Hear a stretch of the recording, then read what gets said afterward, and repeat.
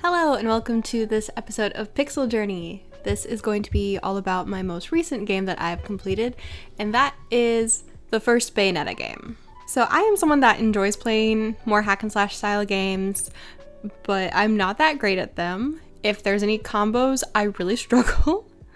And yeah, this game is basically everything that challenges me in a video game shoved into one. So this actually took me roughly 3 months of playing off and on to get finished, roll credits. And yeah, it's basically a story of how I persevered and learned patience. So I have decided that 2024 is going to be the year that I try and take out a big chunk of my backlog due to games kind of slowing down because we had such a great year of game releases in 2023.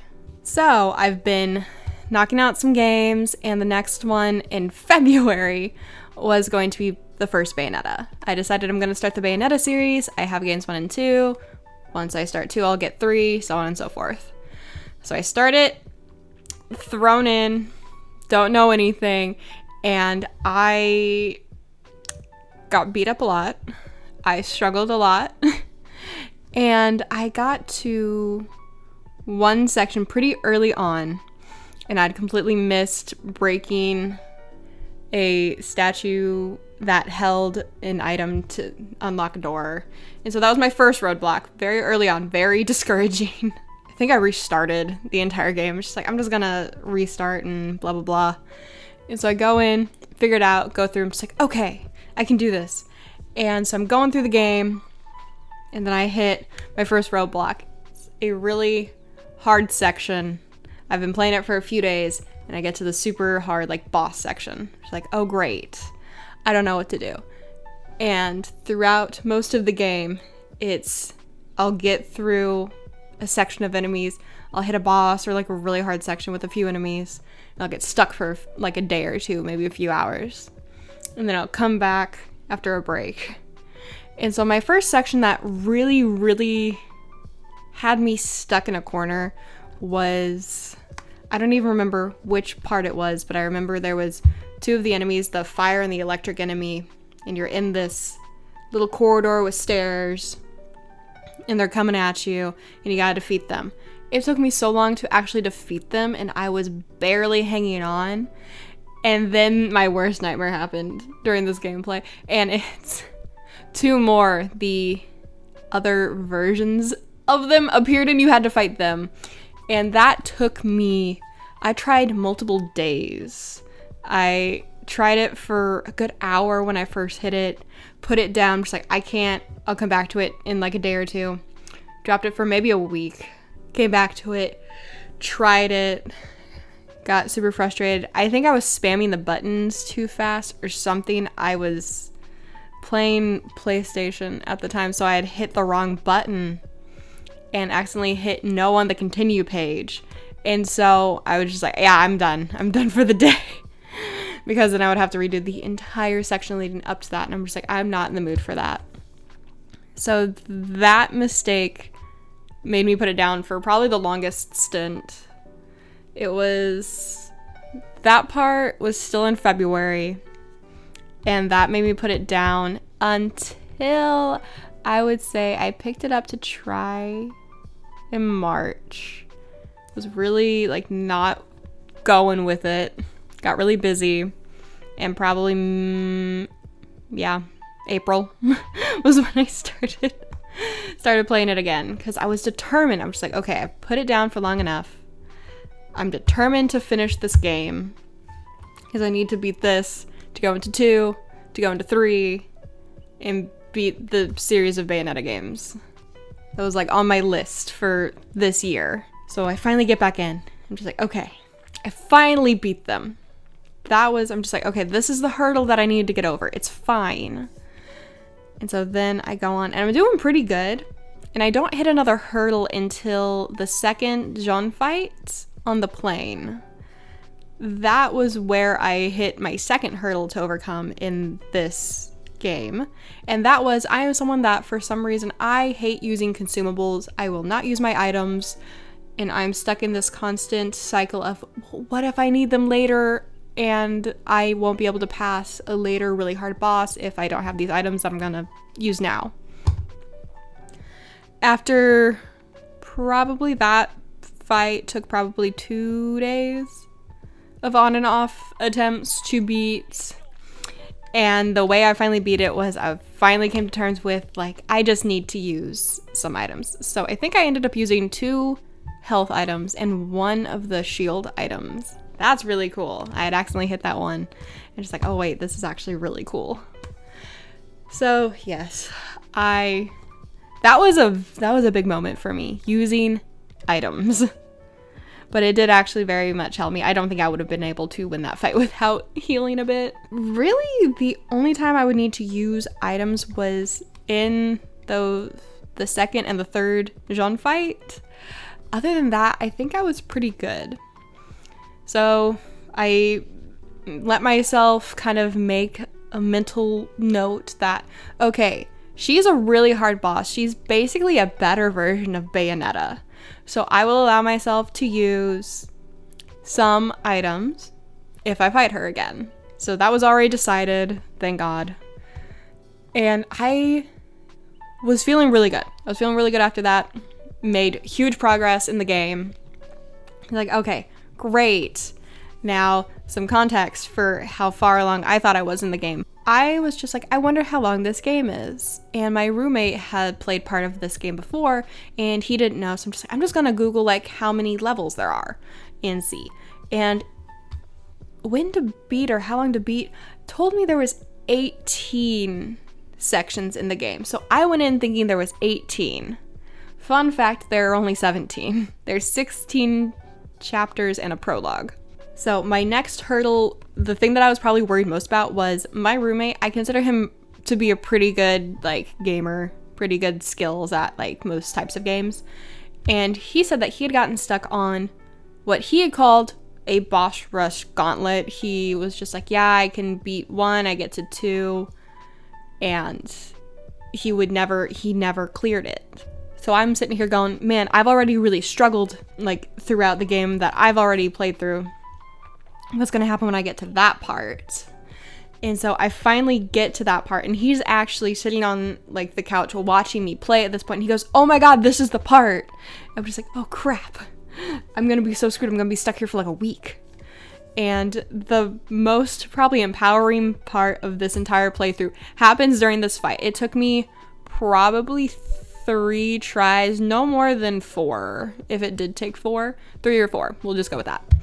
To beat this, it was a smaller mini boss that was really easy to defeat. You just jump and attack with X, and he goes down pretty fast.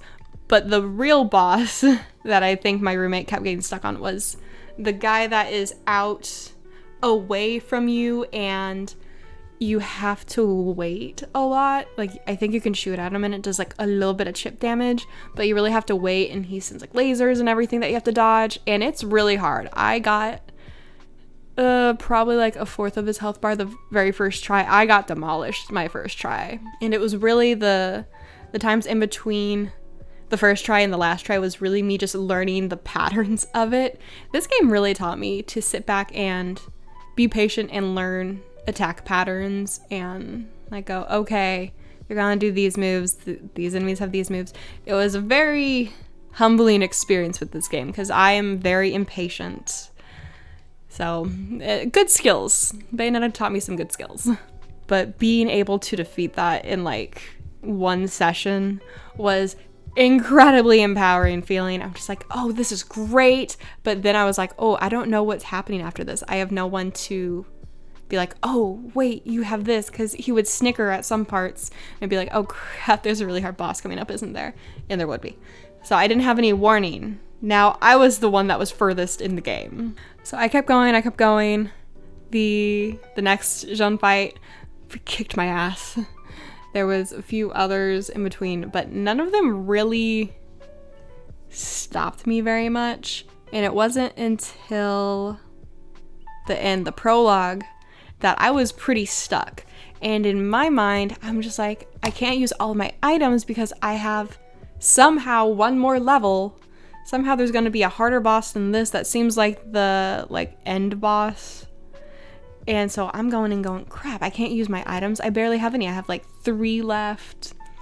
And then finally I was like, I cannot defeat this thing. This is so hard that like I'm looking at everything.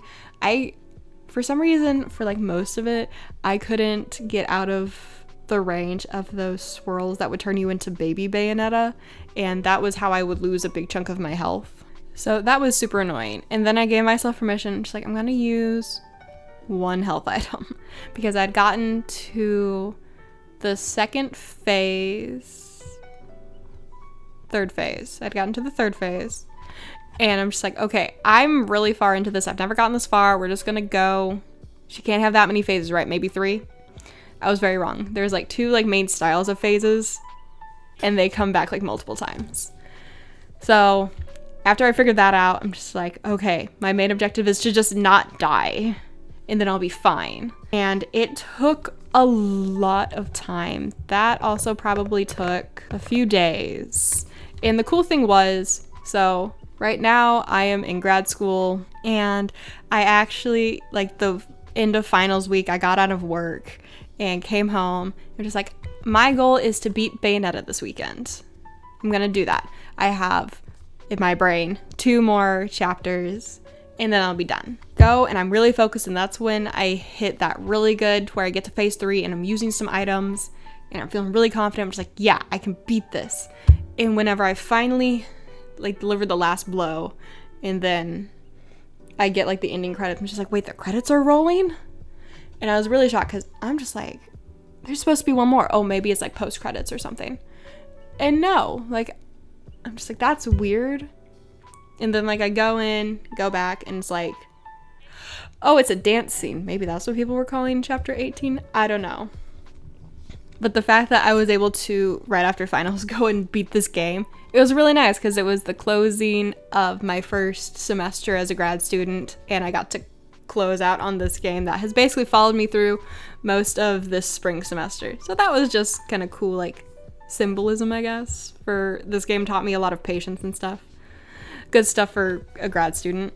So I thought that was really cool. That was a nice coincidence. But the things that really stood out after going through my experience with the gameplay was the styling of this game. I forget which system this originally came out on, but the use of animation style to go through the little story blocks and the way that they animated the cutscenes was so cool. I loved it. And it was like movie style, and they wouldn't like move the mouths, they would just have the voiceover. I thought that style was really cool, and it added the character of this game to it very well. I personally have never played a game that did anything similar to that. I thought that was really cool, and it stuck with me. Like even now I think back to some of the cutscenes that I really liked. So that was really cool. Just the stylistic choices just overall made the game really stand out. The bosses and all of the enemies, I thought all their styles were really cool. I thought that it had a good amount of different enemy types. The different worlds that you explored were all like pretty unique. I never really got bored of an area. And I have to say, the credits were the most engaging credits that I've ever like experienced. Most of the time you'll have the like cool like cutscene in the background type credits for the first section, and then you'll go to like kind of boring ones. You got in Bayonetta to go through different parts that you've seen throughout your time in the game, and you get to retake control of Bayonetta and defeat some enemies. And I didn't realize on the first attempt, but I realized on the second and all the ones after, you're actually on a little timer and you're trying to defeat all the enemies in that little arena in a certain amount of time. So even when you're done with the game, it throws you little mini games in it.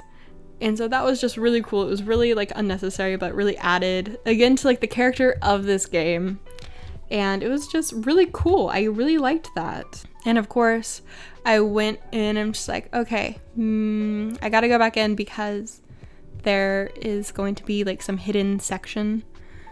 And then I got an entire animated dance scene with Bayonetta and like 𝕲and some other characters in different settings that you've seen throughout your time beating Bayonetta 1. And I'm just like, oh my god, this is not a short scene. This is like a long like little animation, like a mini movie. It's like, oh my god, the effort that they went into with this game to make it as memorable as it is just amazing. So overall, I have been rambling for a while. This game was super hard. It kicked my ass many times. I got incredibly frustrated. I had to stand up from the game, walk away, put it down for a day or two sometimes. But it really taught me patience. It taught me how to like stand back and watch the attack patterns of enemies. It taught me sometimes you're gonna have to use items. You can't just hoard everything. I learned some very good lessons from this game that I'm sure I will have to remember and bring back when I go into Bayonetta 2 at some point. Probably be later on in the summer before I even start that.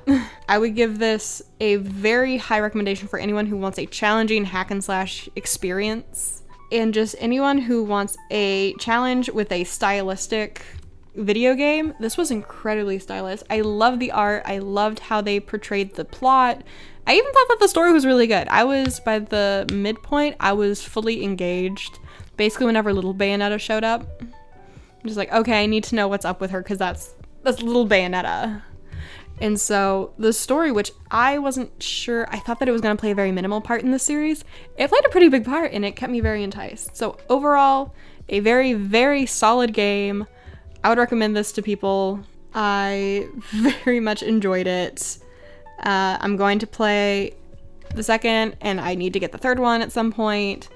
But yeah, those reviews will probably not be out for a while because it's going to be a bit before I start 2, and who knows how long that one will take me because I've been told that that one is even harder than this one, and so it'll probably take me longer than 3 months.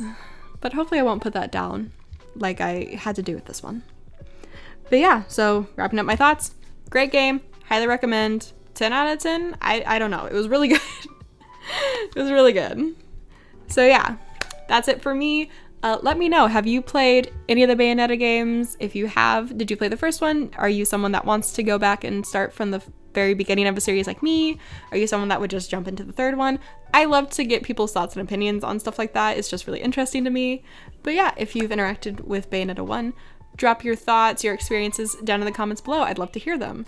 But yeah, I'm gonna wrap up this rambling long video right now with a thank you so much for everyone who made it through even a bit of this video. I really appreciate it. And I hope to see you again in another video on this channel. Bye!